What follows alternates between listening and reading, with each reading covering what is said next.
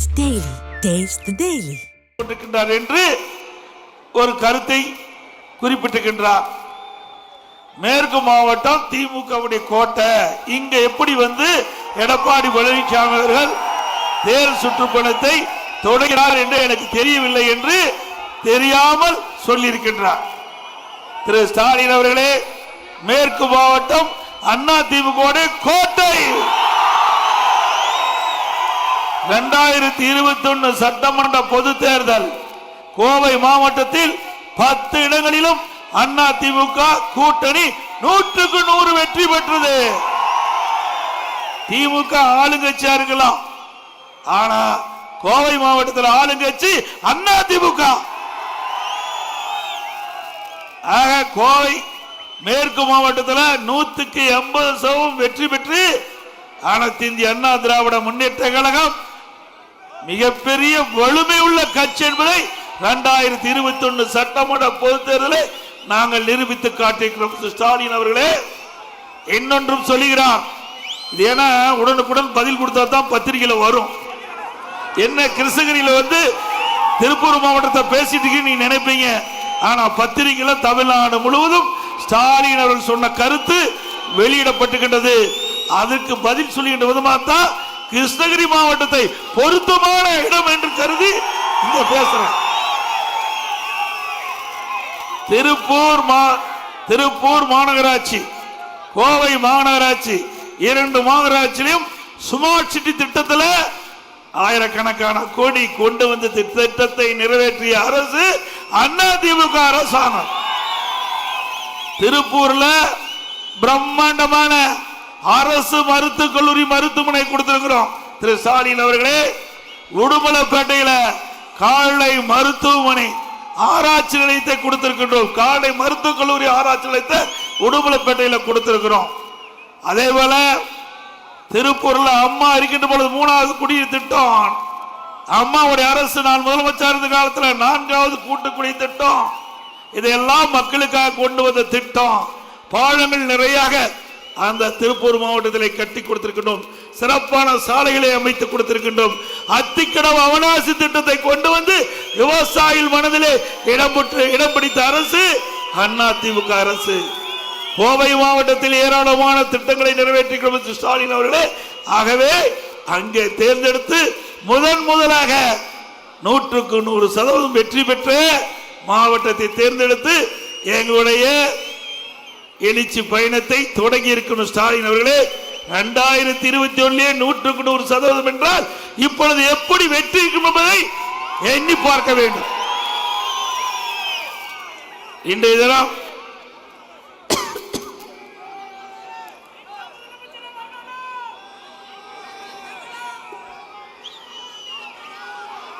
தமிழகத்தில் ஸ்டாலின் பல்வேறு திட்டங்களை அறிவிச்சிட்டாராம். அந்த எரிச்சல்ல தான் நாம் பேசிட்டு இருக்கிறோம். அவர் போட்ட திட்டம் எதுக்காவது மக்களுக்கு உதவுகின்ற திட்டமா இருக்குதா? நலங்காக்கும் திட்டம், நலங்காக்கும் ஸ்டாலின். எப்போ 4 ஆண்டு முடிஞ்சு இன்னும் ஒரு 7 மாசம் தான் ஆயுட்காலம் இருக்குது. அப்போ மக்களை நினைச்சு நலங்காக்கும் திட்டம். ஸ்டாலின் அவர்களே, இந்த திட்டத்திற்கு ஏற்கனவே அனைத்து இந்திய அண்ணா திராவிட முன்னேற்ற கழக அரசு 10 ஆண்டுல 15 லட்சம் மருத்துவ முகாம்களை நடத்தி ஏழை எளிய மக்களுக்கு நல்ல சிகிச்சை கொடுத்த அரசு அதிமுக அரசாங்கம். அதற்கு ஸ்டிக்கர் ஒட்டி இன்றைய தினம் பெயரை மாற்றி நலம் காக்கும் ஸ்டாலின் என்ற திட்டத்தை துவக்கி இருக்கிறீங்க. இது அதிமுக கொண்டு வந்த திட்டம் ஸ்டாலின் அவர்களே.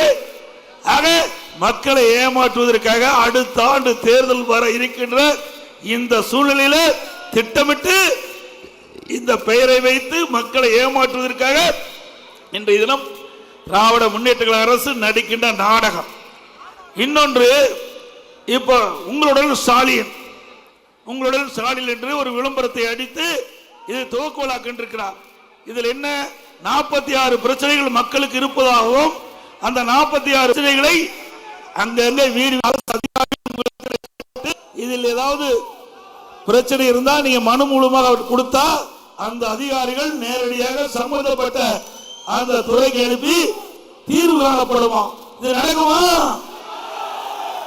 இதெல்லாம் திமுகவுடைய சித்து விளையாட்டுகள், மக்களை ஏமாற்றுகின்ற தந்திர மாடல். அடுத்த ஆண்டு தேர்தல் நட இருக்கிறது.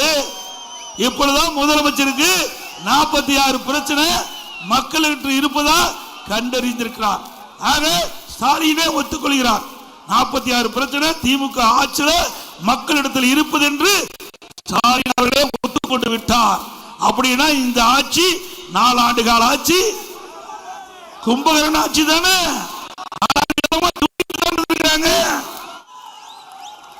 இப்படிப்பட்ட ஆட்சி தேவையா? இன்றைக்கு சட்ட ஒழுங்கு சந்தி சிரிச்சுக்கிட்டு இருக்குது. இன்றைக்கு நாள்தோறும் பத்திரிகையும் ஊடகத்தையும் பார்க்கின்ற பொழுது கொலை, கொள்ளை, திருட்டு, வழிப்பறிவு, பாலியல் வன்கொடுமை நடக்கிற நாளே இல்லை. தினந்தோறும் பத்திரிகை செய்தி இதுதான் தலைப்பு செய்தியா வந்துகிட்டு இருக்குது. இப்படி சட்ட ஒழுங்கு சீர்கட்ட ஆட்சி தேவையா? இன்றைக்கு ஆத்தூர்ல, எங்களுடைய சேலம் மாவட்டம் ஆத்தூர்ல 3 நாளைக்கு முந்தி ஒரு பட்டம் பகல்ல ஒரு நகை கடையில் ஒரு 2 பேர் போய் நகை வாங்குற மாதிரி வாங்கிட்டு இருக்கும்போது கையில் ஆசிட் எடுத்து மூஞ்சில் அடிக்கிறாங்க, நகை தூக்கிட்டு ஓடுறாங்க பட்டம் பகல்ல. உடனே அங்க இருக்கிற மக்கள் துரத்தி பிடிச்சு காவல் நிலையத்தில் ஒப்படைச்சிருக்கிறாங்க. ஆக பகலையே கொள்ளையடிக்கின்ற ஆட்சி தேவையா? இன்றைக்கு சிறுமி முதல் பாட்டி வரைக்கும் பாதுகாப்பு இல்லை. இந்த ஆட்சியில் சிறுமி முதல் பாட்டி வரைக்கும் பாதுகாப்பு இல்லை, பெண்களுக்கு பாதுகாப்பு இல்லை. இப்படிப்பட்ட ஆட்சி தொடர வேண்டுமா? இன்றைக்கு அதுதான். அப்படின்னா காவல்துறை காவலர் பணிபுரிகின்ற காவலர்களுக்கே பாதுகாப்பு இல்லை. நீங்க பார்த்தீங்கன்னா பிப்ரவரி 2 மதுரை நாகைபுரம் காவல் கிரேடு 1 போலீசார் சிவா குடும்ப பிரச்சனையில் வெட்டி கொள்றாங்க. பிப்ரவரி 5 சென்னை குற்றப்புலனாய்வு எஸ்ஐ விஜய் பாஸ்கர் மகனின் தாக்கில் படுகாயம் அடைந்து மரணம். மார்ச் 19 சிவகங்கை காளையார் கோயில் காவல் நிலைய கிரேடு 1 மலையரசன் மது அருந்திய போது பணப்பிரச்சனையால் ஆட்டோ ஓட்டுநரால் எரித்து கொலை. மார்ச் 27 மதுரை முஸ்லிம்பட்டி ஏட்டு முத்துக்குமார் கஞ்சா வியாபாரியால் கண்டித்தால் கல்லால் அடித்து கொலை. ஜூலை 25 சென்னை ஆயுதப்படை எஸ்ஐ ராஜாராமன் நண்பர்களுடன் தகராறில் தலையில் அடிபட்டு மரணம். ஆகஸ்ட் 5 திருப்பூர் குடிமங்கலம் அருகே சிறப்பு எஸ்ஐ சண்முக சுந்தரம் தந்தை மகன் பிரச்சனை விசாரணை போது கழுத்தறுக்கப்பட்டு கொலை. காவலருக்கே இப்படி நிலைமை, மக்களை யாரு பாதுகாக்கிறது? இப்படிப்பட்ட ஆட்சி வேண்டுமா? இன்றைக்கு குற்ற செயலில் ஈடுபடுகின்ற அந்த குற்றவாளிகளுக்கு காவல்துறை கண்ட அச்சம் கிடையாது. குற்ற செயலில் ஈடுபடுகின்ற அந்த குற்றவாளிகளுக்கு காவல்துறையுடைய அச்சம் கிடையாது. ஏனென்றால் இன்றைக்கு திராவிட முன்னேற்ற கழக அரசு காவல்துறை கைகளை கட்டப்பட்டுகின்றது. சுதந்திரமா காவல்துறை செயல்பட முடியல. அதனால இப்படிப்பட்ட சட்ட ஒழுங்கு தமிழகத்தில் அடியோடு சீர்கெட்டு விட்டது. இதே அனைத்து இந்திய அண்ணா திராவிட முன்னேற்ற கழக ஆட்சி சட்ட ஒழுங்கு பாதுகாக்கப்பட்டது, மிகச்சிறந்த ஆட்சி என்று மக்களால் போற்றப்பட்டது.